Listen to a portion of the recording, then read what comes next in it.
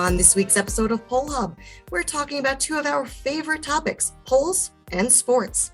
First up, we take on the question of why is the timing of a poll so important? We get geeky, so hold on tight. Then we welcome Jane McManus, the director of Marist College's Center for Sports Communication. We're discussing our latest poll collaboration. The topics, paying student athletes and sports gambling. Well, there's one thing you can bet on. We have a lot to talk about. This is Poll Hub, so let's get to it.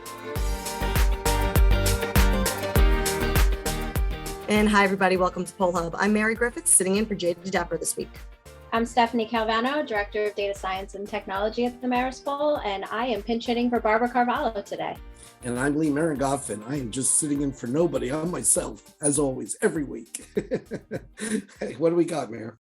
Well, that's a lot of pressure for you this week, Lee, but we are going to piggyback off of a comment you made last week, and last week's discussion of our NPR PBS NewsHour Marist National Poll. We touched upon the importance of looking at when a poll is conducted.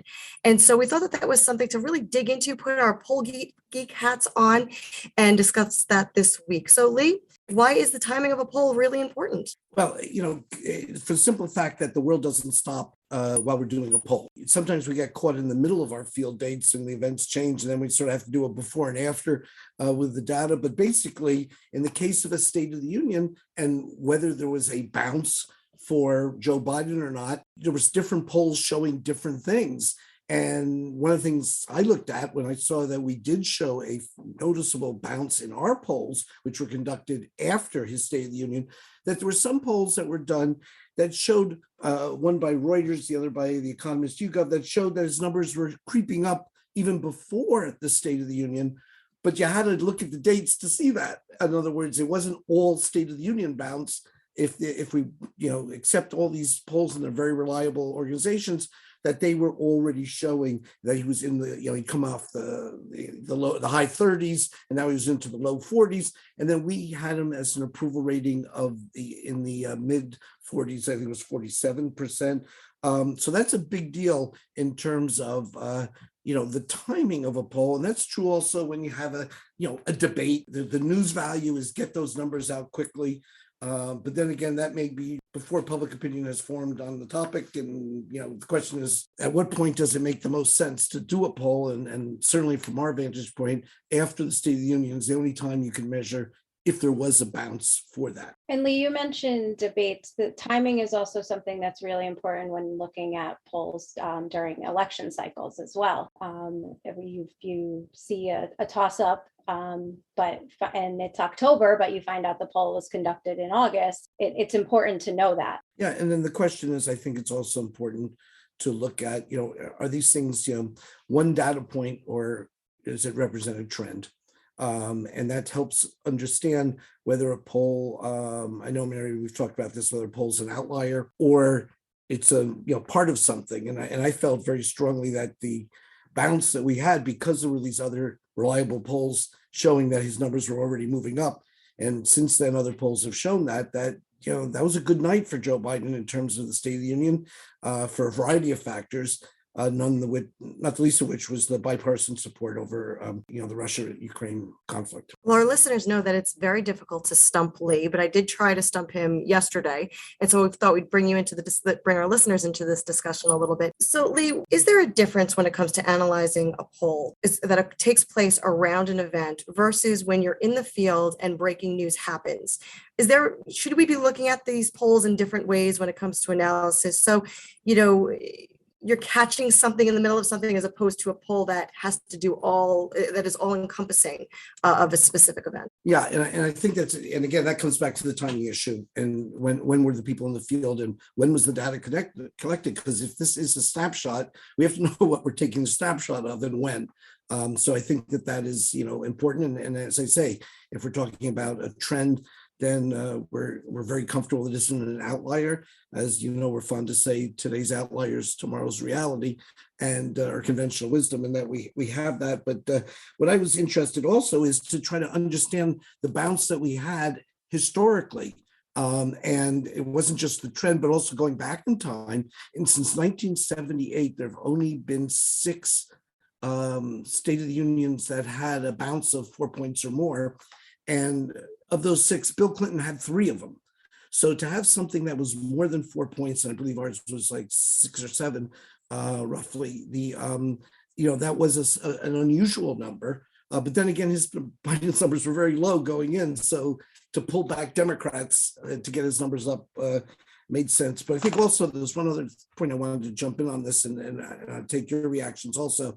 We always talk about watch the base. We've talked about that on the podcast before. There were polls that came out which were of watchers only, people who are watching the State of the Union, versus a survey like what I'm talking about here and that these other groups did that was of a representative cross-section of Americans, regardless of whether they viewed it. And I know, Steph, when you're looking at data, if you're looking at the those who watch the debate, you're getting a very different base in your data. So maybe you could hum a bar on that one. Yeah, I mean, looking at any base, as you go into different subgroups of the data, you can see how opinions change. And when you look at someone who watched the debate, obviously those people who watched were more engaged, more interested, same as when you ask, likelihood of voting, or have you been following an event closely? The people who are following closely are obviously more engaged, so their opinions are different than those who are not fully engaged and maybe getting just headlines or snapshots of things. So it is different when you're asking just State of the Union watchers their opinion versus a cross-section of all Americans, because you get a combination of those who watched and are basing their opinions on that speech, and those who didn't watch, who are just basing their opinion on a broader news cycle or things they've seen on social media and what's out there. And we do know that that those who watch a State of the Union, unlike a debate, they tend to be more favorable towards the particular president than what his party is. So the polls that were of watchers this time, obviously Joe Biden being a Democrat, were much more Democratic in their sample than the nation as a whole. In fact, one of the polls I saw had 49% of the sample of watchers were Democrats, and only I think 22% were Republicans, which is nothing like the nation as a whole. But that makes sense. I mean, there's a fan quality. You want to support your president of the party you are. So that's where that's at.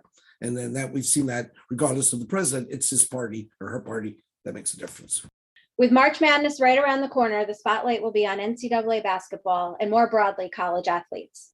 We recently conducted a survey with our partners at the Marist College Center for Sports Communication to dive into opinions on compensation for college athletes and sports betting. At this time, I'm happy to introduce Jane McManus, who's the director of the Marist College Center for Sports Communication, to talk with us. Jane, thank you so much for joining us today. Always love these conversations, Stephanie. Happy to be back. So Jane, we'll just start off. What stood out to you looking at the results of the survey? Well, I think the biggest thing that jumps out is the way people think about issues around name, image, and likeness or sports betting, depending on their age. It really is overwhelming the way that different generations think about this issue. And I think it makes a lot of sense when you look back. Let's say you're a New Yorker and you were a basketball fan. Well, if you're of a certain age, you probably remember those scandals from the 1950s, the point shaving college scandals. And if you're a younger person, though, let's say you're living in New York, you're probably aware that New York just made sports betting legal, and you have an app on your phone, perhaps, where you're able to do that. And so you have two groups of people coming from very different places when it comes to this issue. And that's why I think with a lot of these questions, for example, do you think gambling on college sports encourages athletes to cheat or not? You have people under 45 saying no, it does not, and 45 and older saying 46% say no, it does not. So you really do have the numbers are pretty stark, and even starker though for name, image, and likeness, or whether colleges should pay athletes. When you look at, do you think colleges should pay their athletes? Under 45 fans, sports fans say 67% say yes.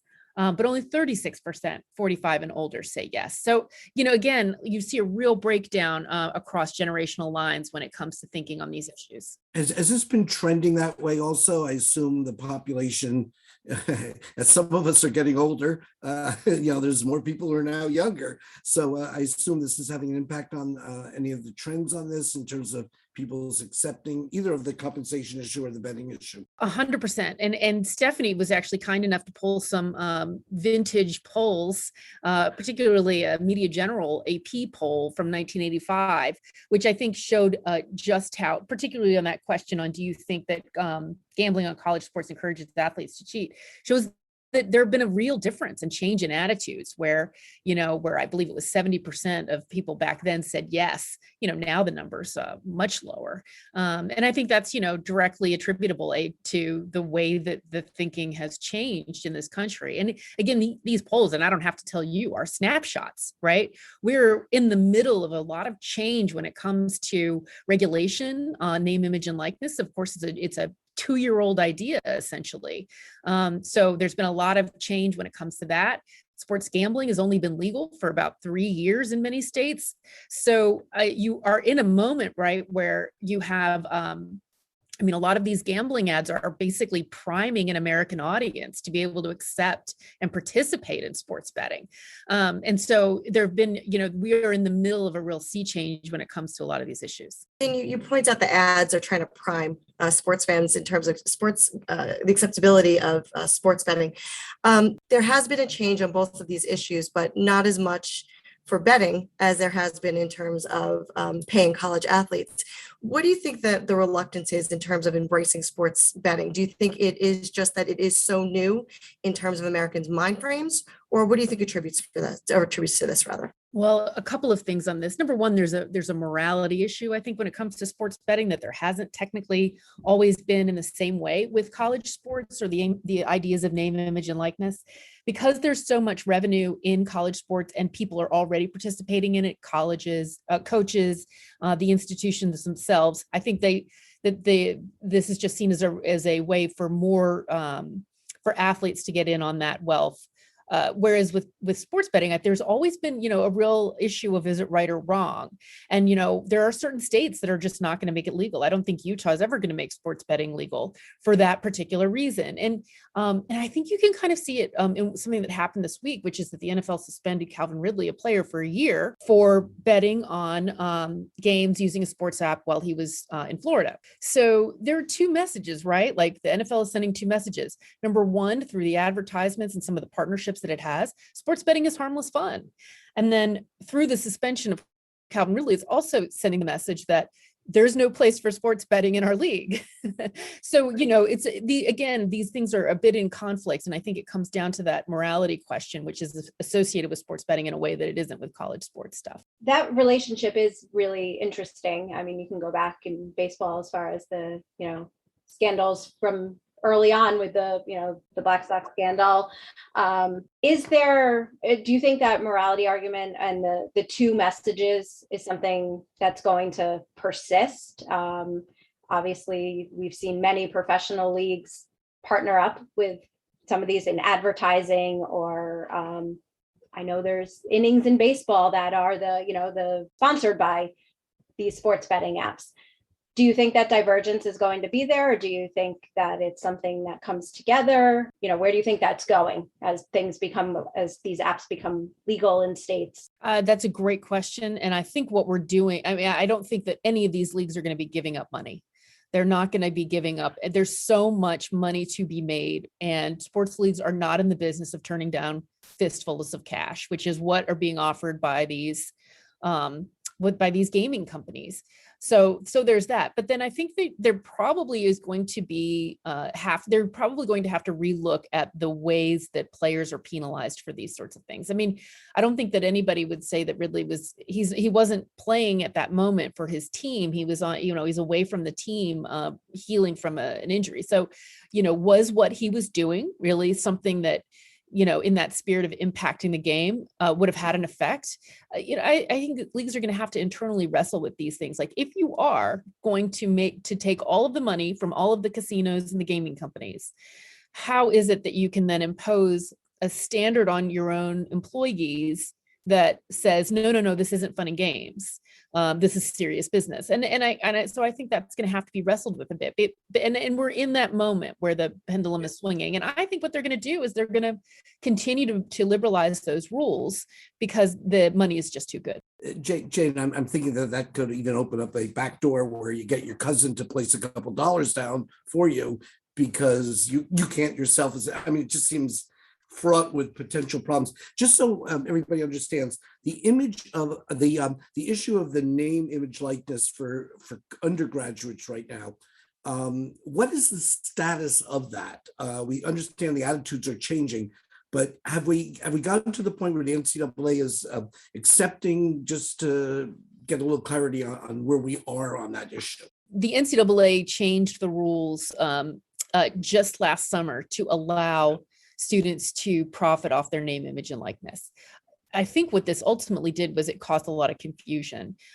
You have players getting, Paige Beckers at UConn getting $1 million deal from Gatorade, huge deals for name, image, and likeness.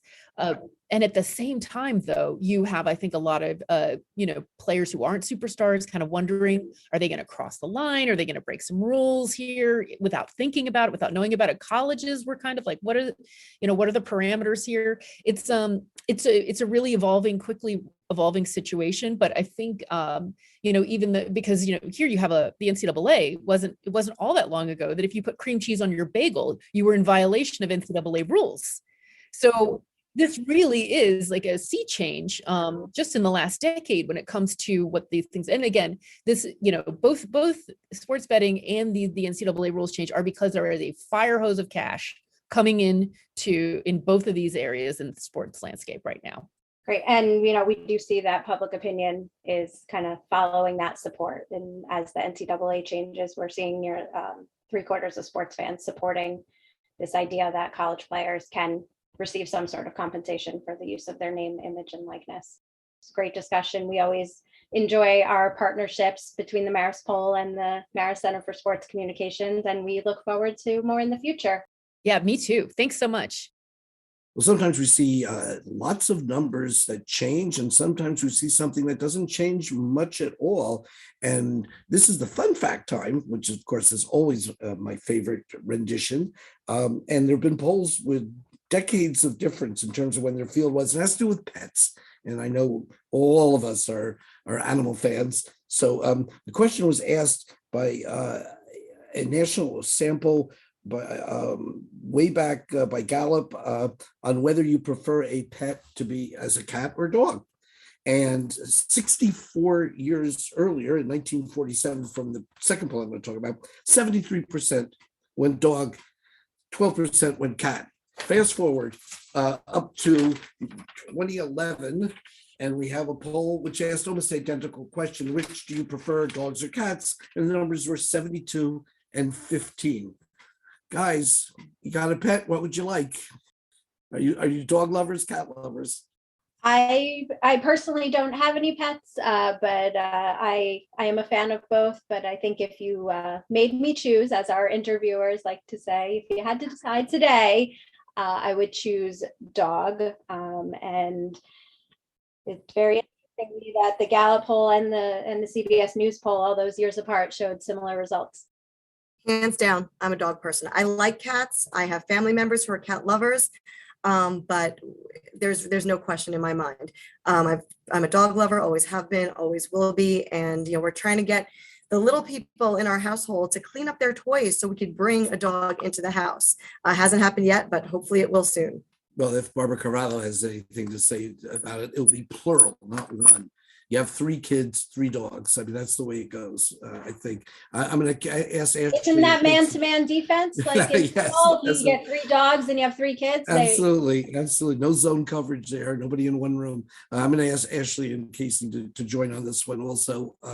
But I know I started in a house with cats as pets, and then we ended up, I was afraid of dogs, which you couldn't tell by my affection for dogs now, and I wouldn't think of getting a cat. So I moved in the majority.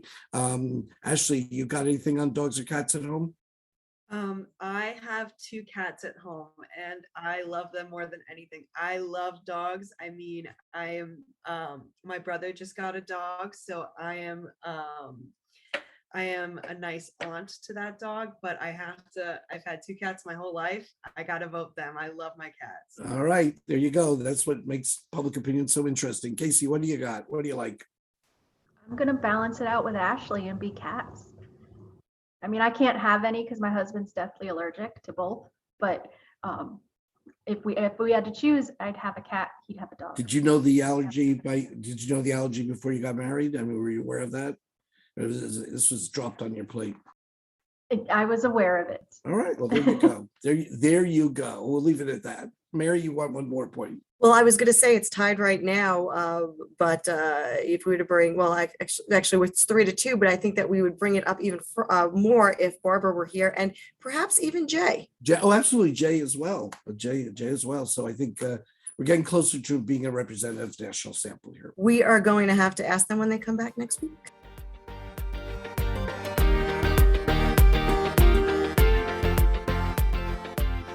That'll do it for Poll Hub this week. Poll Hub is a production of the Marist Poll at Marist College in Poughkeepsie, New York. Mary Griffith is our executive producer. Casey Schaff is our production supervisor. The Poll Hub team includes Ashley Marcinek, Athen Hollis, and Emily Fry. If you enjoy Poll Hub, please consider leaving a review. Positive reviews help other listeners like you find us. If you'd like to learn more about polling and survey science, check out the Marist Poll Academy, our free online learning portal. If you have questions for us, tweet them directly to @Marist Poll. Remember, you can always tell your smart speaker to play Poll Hub, and with any luck, it'll cooperate. Finally, wherever you listen to Poll Hub, there is a subscribe button. Click it, and the latest episode will be ready for you in your podcasting app as soon as it's released. We'll see you next time.